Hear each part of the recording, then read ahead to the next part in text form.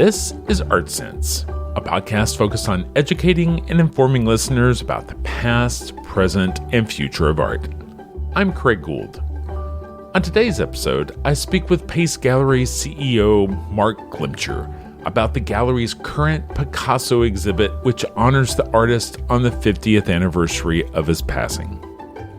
The exhibit, titled Picasso, 14 Sketchbooks, is just that. 14 sketchbooks that provide unrivaled insights into the development of iconic Picasso artworks over a period of nearly 60 years. And now, inside the working process and creative mind of Pablo Picasso, with Pace Gallery's Marc Glimcher.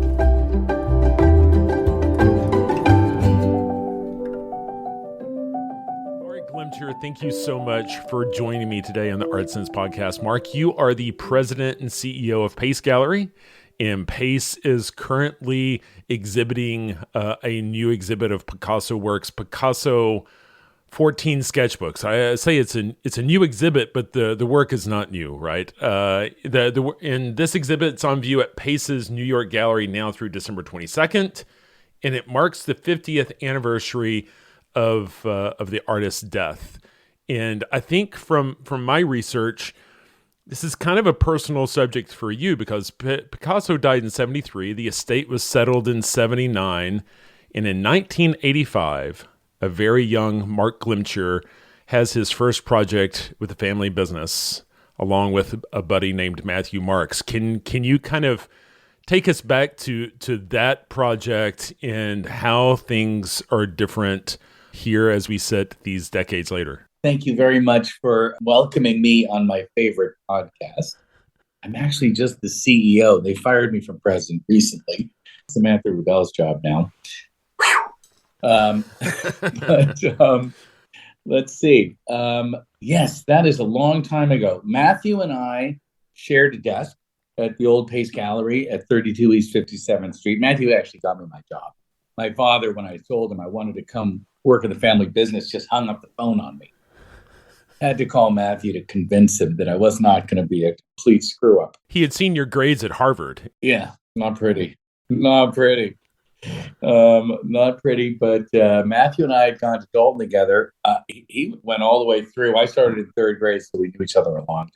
So we had an amazing experience. My father, as you said, had come to the Picasso family back in 79, 80, and had made a proposal like everyone did, because that was really when the estate was settled.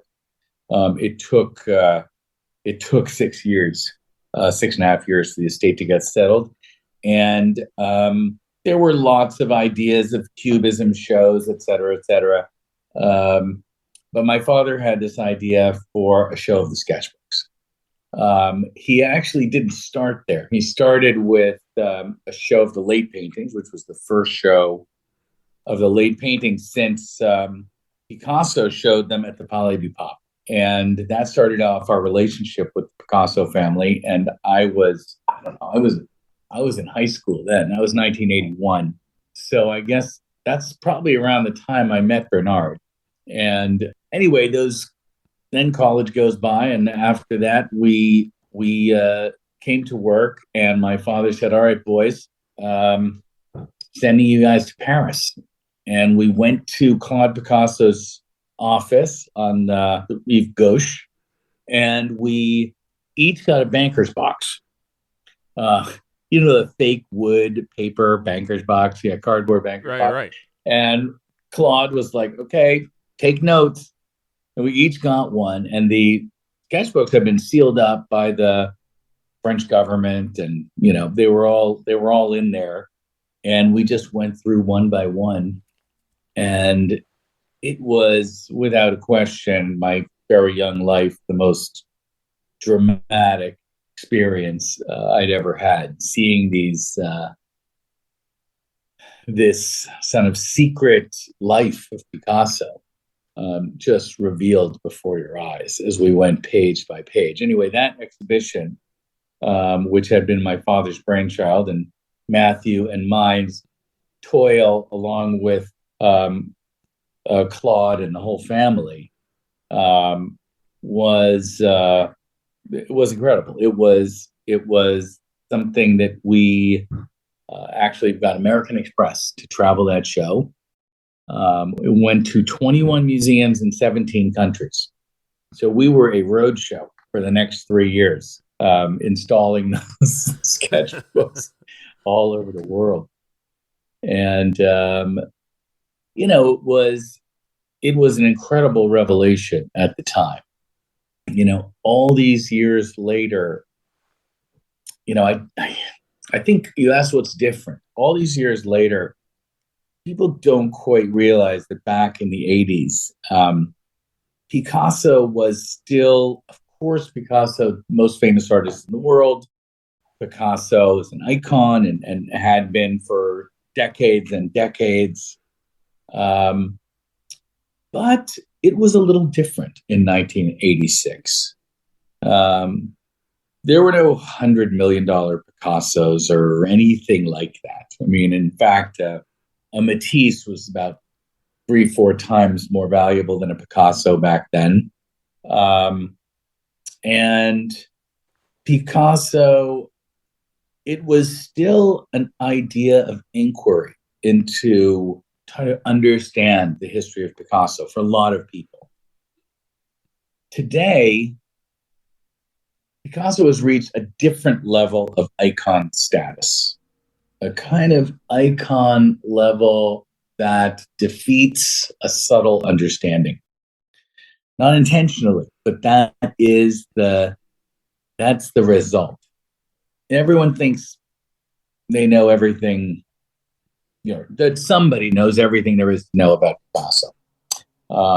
And the kind of the way one thinks about an icon like that is you don't really think about it. It just has this compartment in your head. Oh, Picasso. It's an idea, not a person.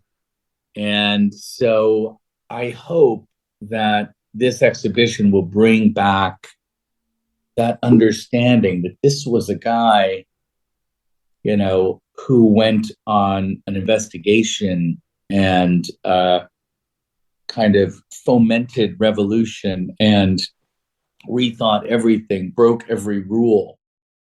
And somehow looking at those sketchbooks, you're right next to him doing that. So he becomes so humanized in that exhibition that I think just walking around up there, people really can see it in a new way. It's really interesting because I talk to a lot of artists that you represent, and one of the things that I feel is really consistent, and I think it's probably tied to your credo there, is this notion of extended, restless, continuous inquiry. And when we look in these sketchbooks, we don't see someone who is necessarily trying to feed the dogs dog food. I mean, he's continuing to kind of challenge himself for one reason or another. I mean, who knows what his motivation is? You're right. It's like an athlete. If you watch a great athlete, in their life, it is this relentless pursuit. The sharpening of the sword goes on every single day. And this was the mobile laboratory for that pursuit.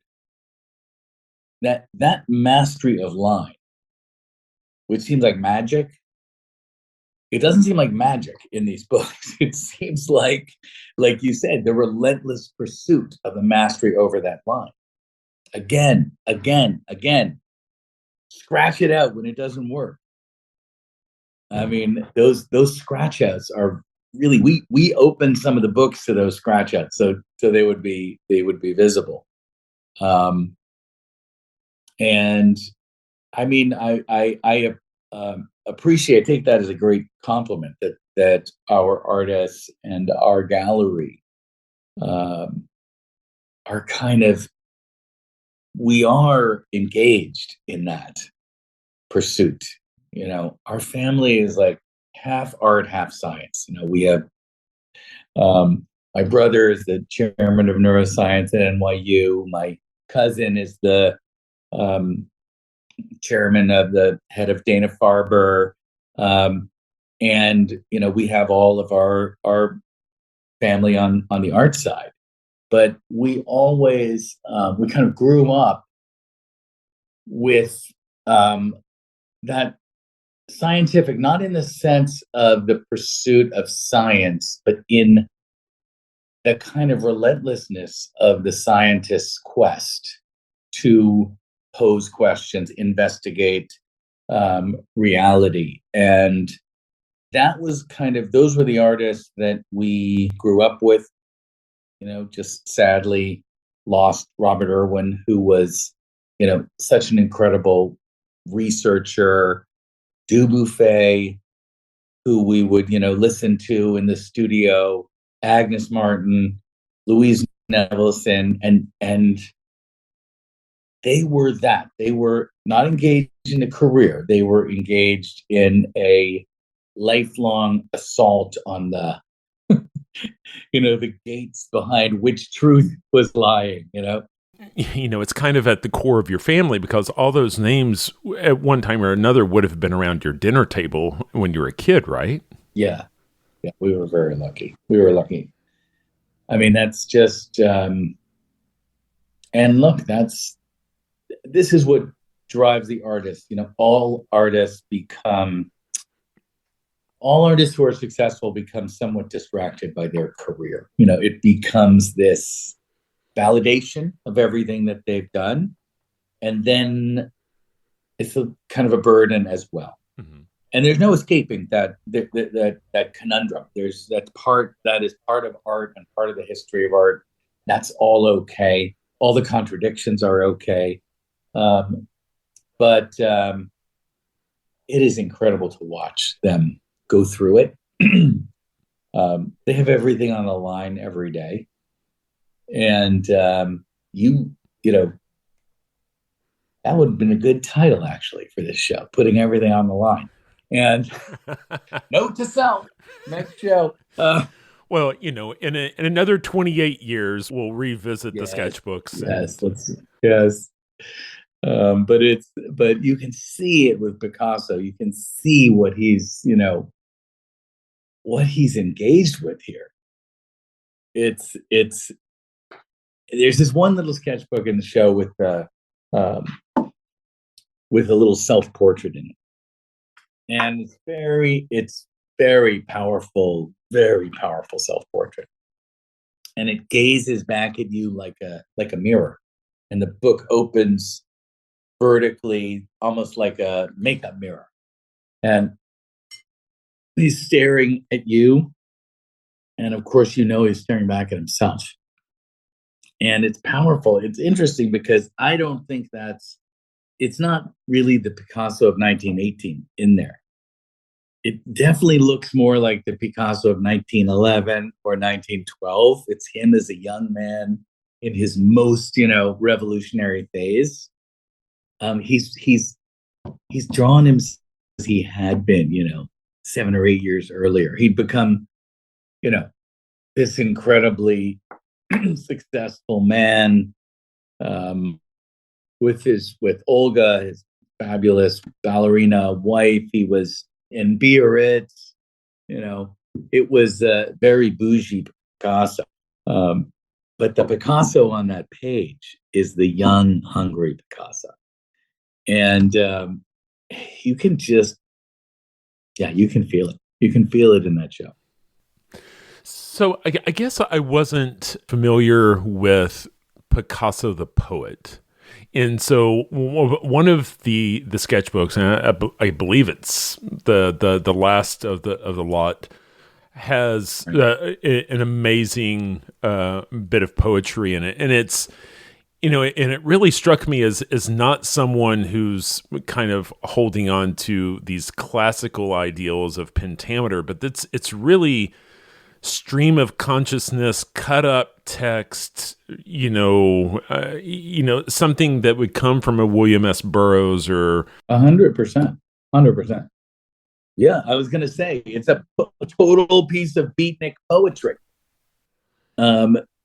It's the 50s, by the way, and so it's the late 50s.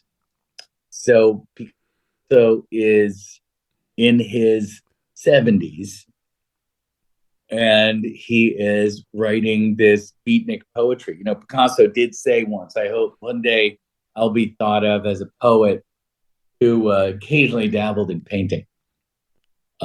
He really thought of himself that way. And again, this is all what this show is about, is revealing the Picasso you thought you knew, and really trying to deepen that understanding for people. There's another sketchbook that was a real surprise to me. It was the Jean Lapin sketchbooks from 1924. Mm-hmm. There is this work in there that he referred to as constellations that looked nothing like I associated with Picasso. Can you talk a little bit about that? Yeah, so I remember opening the sketchbook back in '86 and seeing these things. They looked a lot more like Calder than like Picasso. And they were featured in the Picasso Calder shows that went on the last couple of years. They were actually the end paper. We used them for the end papers of our first book. They were so shocking.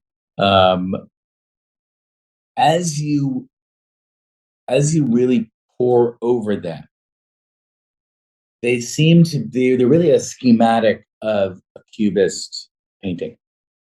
They're almost like the bones you would hang, as the scholars refer to them, the wedges and hinges that make up the facets that make up a Cubist painting.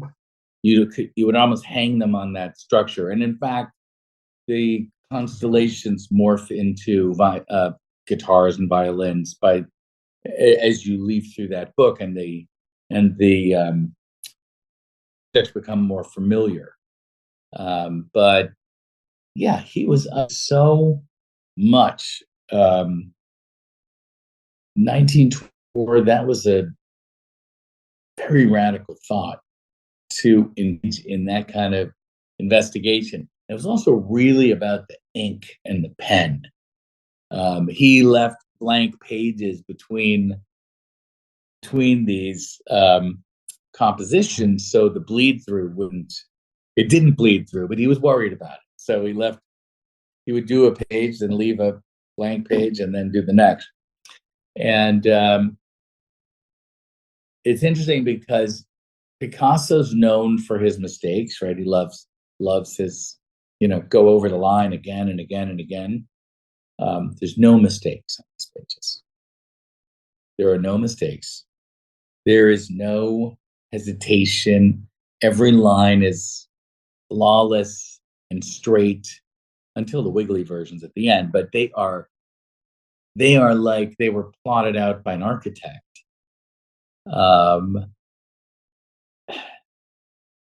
Guy could do anything. It was amazing. And he really had a plan there, because he bought that sketchbook in Paris, right, at Saint Allier, which is still there, the art supply store, on the Quai Voltaire, if I am not mistaken. And he brought it to Juan Lepin.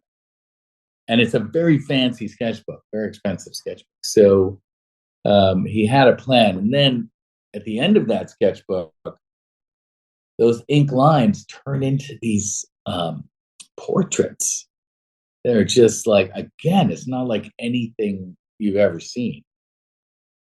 Crazy scratching line that turns into this unbelievably beautiful portrait of the neoclassical of Olga, really, of the kind of neoclassical subject. Pretty amazing. So these 14 sketchbooks, when you and Matthew showed up in the 80s to unseal these bankers boxes, help walk me through what happened in those years after, because last year I had the Jean-Michel Basquiat estate on to talk about the King Pleasure exhibit they were doing. Yes. And part of that story is nobody anticipated him dying. He rented his loft. They came in, boxed it all up, and stuck it in storage, Right. and it just lived there for decades. Was it the same sort of thing where when Picasso died, somebody was in charge of boxing it all, and all of these sketchbooks wound up in one place? And what's the number? Because I've heard as many as like 200 sketchbooks in total. There's 175 is a number, 202 is a number. I don't have the final number, but it's something like that. Just to your Basquiat story, we were involved in that show. That was a phenomenal show, and his sisters are amazing stewards of that legacy. And yeah, when we first opened that show, that was when they first opened that show. It was we had people walking through that saying, "I just never understood Basquiat before. I just never saw it. This is the way an art exhibition should be." Like heard that so much, and it was incredibly designed, and of course there was that spot in there where you walk through his old studio, millions of dollars drawings scattered on the floor of the Starrett Lay building, and it changes the way you're able to think about the artist. But Picasso's estate was, it became a very complex, dramatic, story that eventually, the French government became extremely involved, and there was a cataloging done of everything that was in his possession. Things, although there were many family members, and of course there was a widow at the time. Mm-hmm. Despite that, eventually, through a very complex process, absolutely everything got cataloged. And the Picasso family agreed with the government to an incredible, as they say, dachshund, which is the donation of a portion of the holdings of the artist in lieu of taxes. Right. And it was incredibly generous on the part of all the family members. They could have fought, and we would not have the Picasso Museum that we have now. That is the result of that gift. But as a result, everything had to be accounted for. I mean, he was an incredibly wealthy man by the end of his life, and had, of course, properties and all sorts of assets and so much art that he had kept. But you can see when you look on find a Picasso painting without a signature. Okay, those are all the Picassos he kept. All the drawings and the paintings that he didn't sign. He signed them right before he gave them to his dealer to sell. And you look through these sketchbooks and you see the cataloging mark in pencil.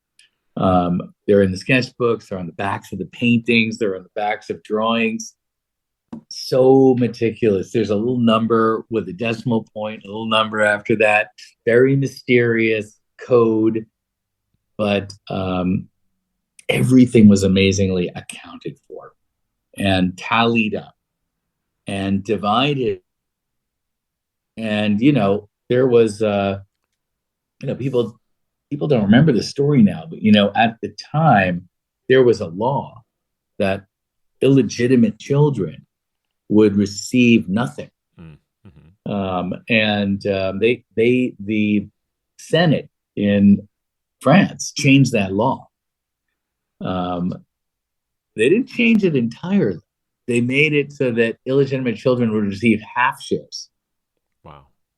Interestingly enough, so Claude and Paloma, received a half share, and the government did the divvy up between grandchildren, children, and of course his widow.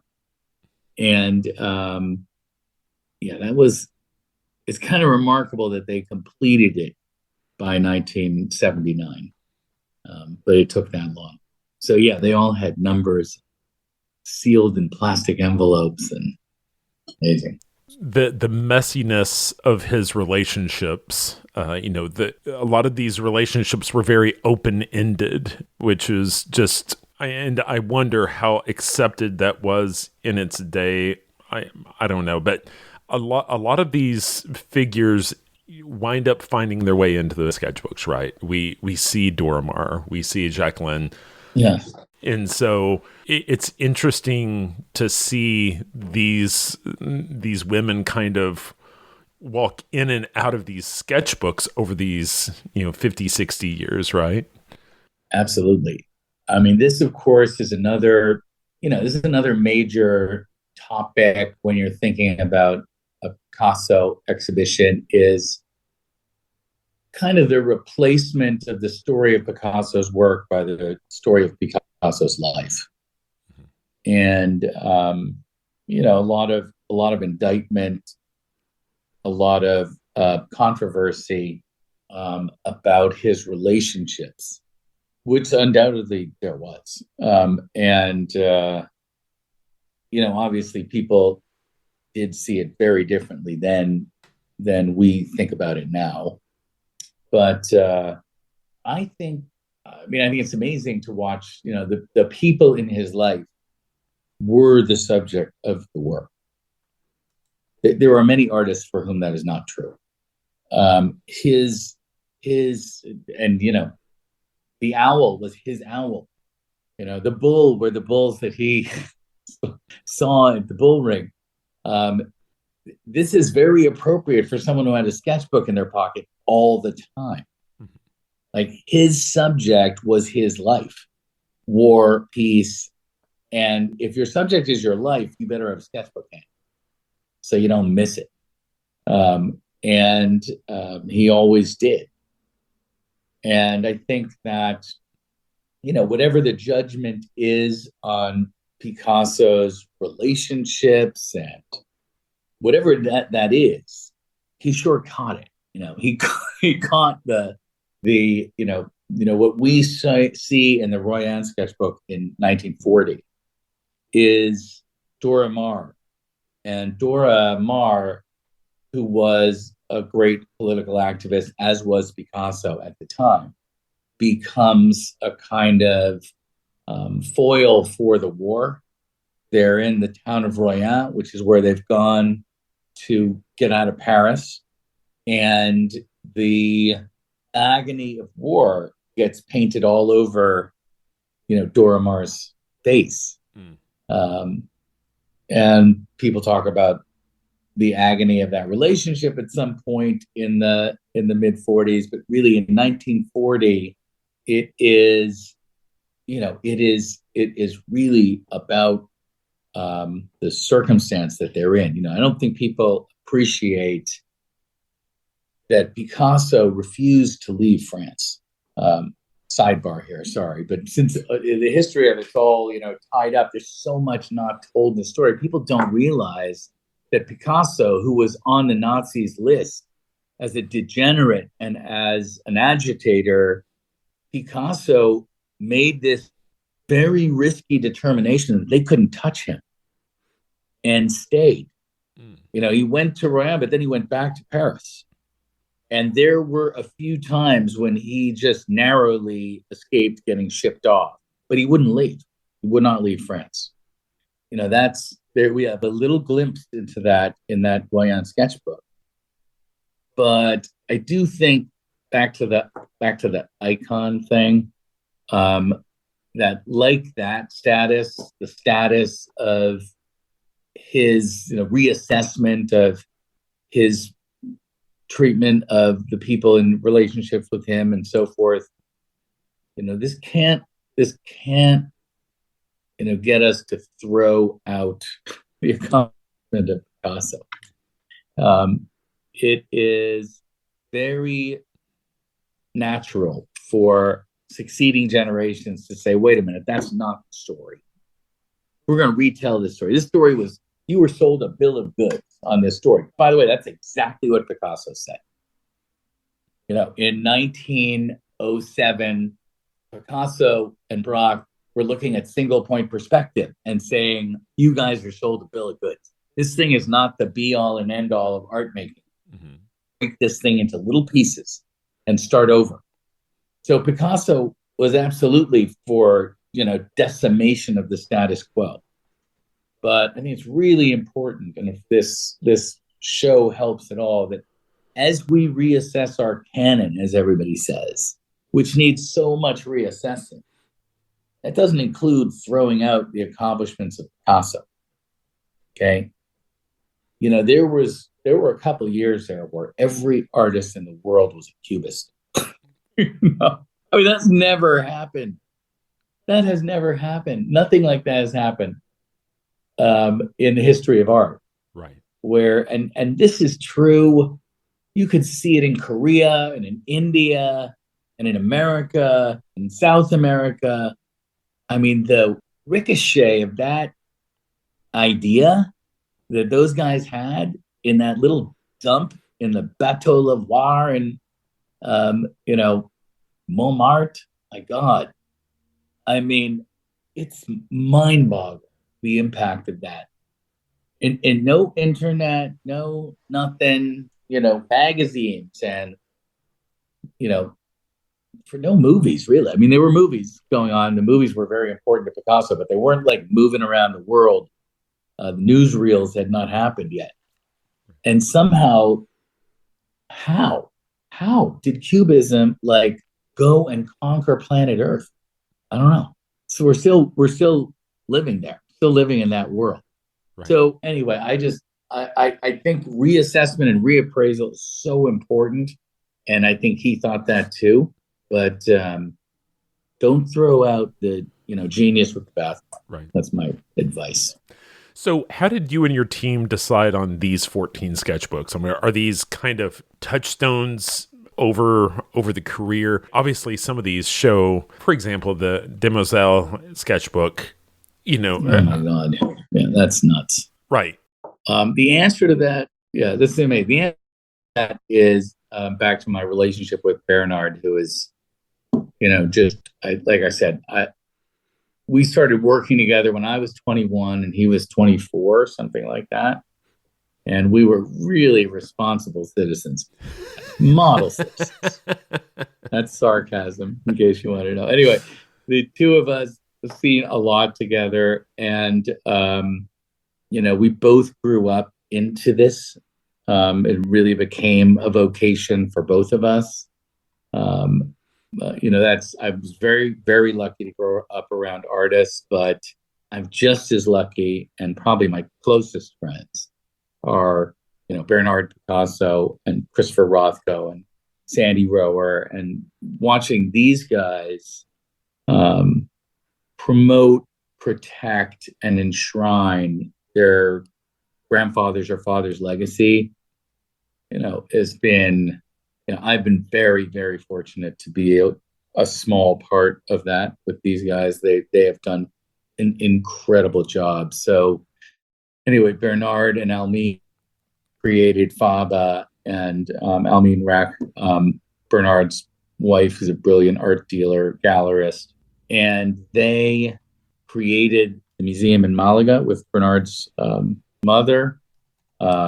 They've just done such incredible work. So when we thought to do this, everybody, all the family members are making so many loans this year.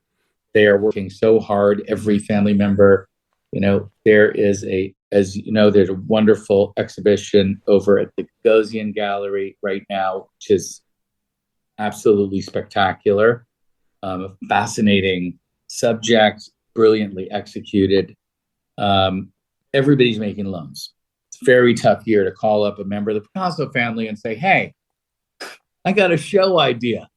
So it was easier and it was expedient, and it was for me very meaningful to call Bernard and say, "Hey, Bernard, let's you and me do this together." So these are all Bernard's sketchbooks that are not currently on loan. Oh wow!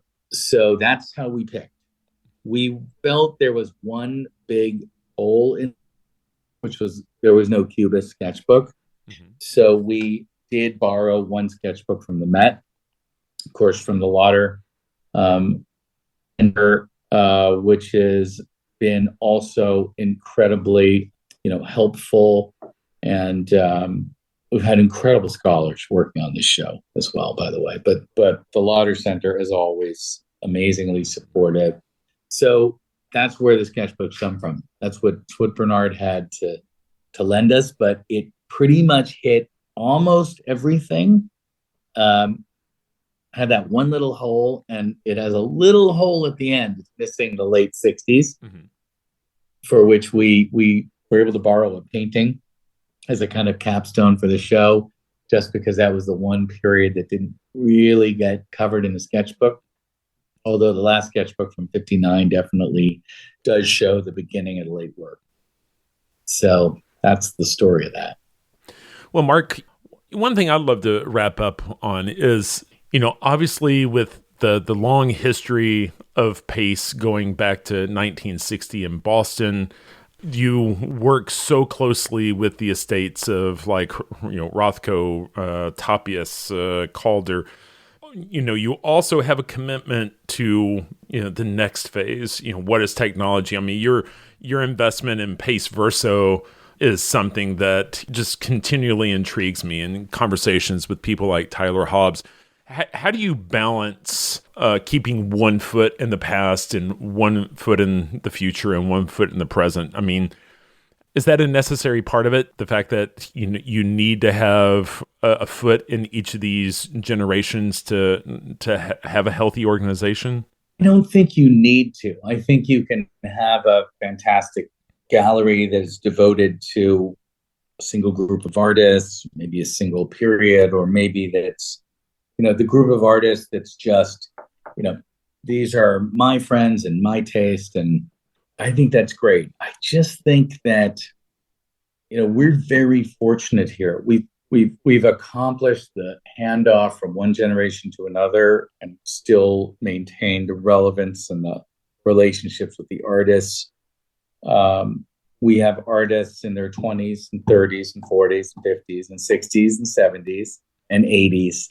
And sadly, our nonagenarian artist just passed away, but we did have, we don't have any teenagers. But my father, I think, did a strange thing. In his 20s, he started working with the pop artists. They're the people he went to school with, Roy Lichtenstein, Andy. They were very good friends of his. They were all the same age. But in the 20s, he went and he really sought out, Louise Nevelson. He made relationships, in his 20s to get himself in front of Jean Dubuffet, mm-hmm. who was perverse enough to leave the Pierre Matisse gallery to come to the gallery, but 28-year-old guy. He somehow got himself to the Venice Biennale, helping Giacometti install, the Femme de Venise. He got himself everywhere. He would be like, "Where's Dad?" And he was like, my mother would be like, "He's across the street at Mark Rothko's studio," quietly sitting in a corner watching him paint. There was a pan-generational, universal pursuit. The pursuit was futuristic in the 14th century. The pursuit was futuristic in the 20th century. It's always about the future. Mm-hmm. So if it's always about the unknown future, the thing that you can't see yet, then if we ossify that into some segment of people who said, look, James Turrell and Bob Irwin, they saw, phenomenological, experiential art here. We're just going to look at that. We're not going to look at what it's transmuted into today. I mean, that is no fun. I mean, we learned those lessons to try and see something, not just to benefit from it or be branded by it. You're the light and space gallery, So why be the light and space gallery if you're not looking for the artists who learned those lessons and are trying to now, implicate them in the next generation? There's a risk here, and I hear it all the time. The risk is, oh God, you're all over the place, Mark. It's not that I'm all over the place. It's that I am not risk averse. Okay? Because the artists, as you said, sitting around my dinner table as a kid, were not risk averse. Mm-hmm. And I want to see, either you're trained to be like a connoisseur, great, and be like, this is good, this is bad, this is great, great, great, this is not so sure. Or you're trained to think the way the artists think, which is that there's something out there. How did Dubuffet say it to me? He said, as soon as they tell you it isn't art, pay attention to it. And yeah, that makes for a program that has a bit of a wandering eye to it, but I would not have it any other way. Well, Marc, again, I really value your time.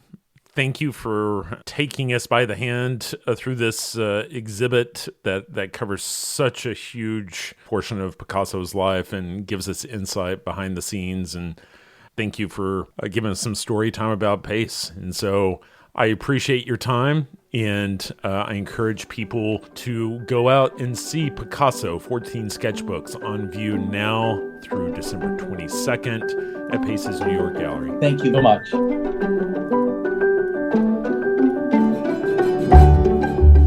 That's all the time we have for this week. You've been listening to Art Sense. You can find the show on Apple Podcasts, iTunes, Google Play, Stitcher Radio, Spotify, or your favorite podcast app. If you've enjoyed this podcast, be sure to subscribe. And while you're there, please rate the show and leave a quick review. Your feedback is the key to other folks finding us. And if you'd like to see images related to the conversation, read the transcript, and find other bonus features, you can go to cambia.art and click on the podcast tab. If you'd like to reach out to me, you can email me at craig@cambia.art. Thanks for listening.